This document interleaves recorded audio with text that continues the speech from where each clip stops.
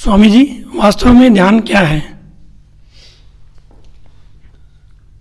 ध्यान के संबंध में जब भी बात उठती है तो ध्यान को हम लोग धार्मिकता मान लेते हैं।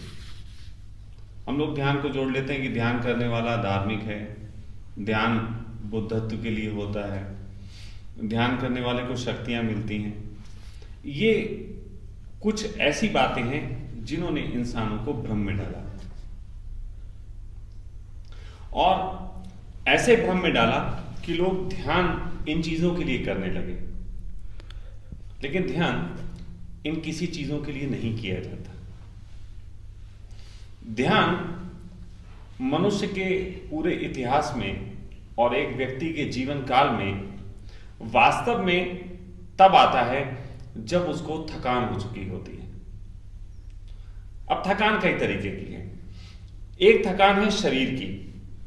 शरीर की थकान जब आती है तो हमें विश्राम की जरूरत होती है। हमें विश्राम की जरूरत होती है कि हम सो जाएं, हम रिलैक्स कर लें। इस विश्राम करने से हमारे शरीर को एक नई ताजगी मिलती है कि हम फिर से अच्छे से जी सकें। लेकिन एक थकान होती है हमारे मन की थकान।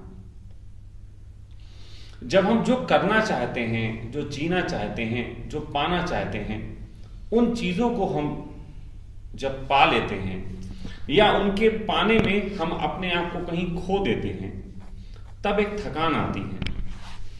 उस थकान में एक विश्राम की जरूरत होती है और उस विश्राम का नाम है ध्यान। ध्यान कोई कर्म नहीं है। ध्यान के संबंध में सदा से जिन्होंने भी गहरा जाना, उन्होंने सिर्फ एक छोटी सी बात कही, सिर्फ ध्यान के संबंध में एक छोटी सी बात, कि ध्यान अक्रिया है और ध्यान के अनुभव अतीन्द्रिय। यानी कि ध्यान का शरीर के कर्मों से कोई भी लेना देना नहीं, क्योंकि शरीर जोड़ है इंद्रियों का और इंद्रियों से हम जो करेंगे वो ध्यान नहीं। इंद्रियां जिस चीज को महसूस करेंगी अच्छे या बुरे के रूप में, वो भी ध्यान नहीं।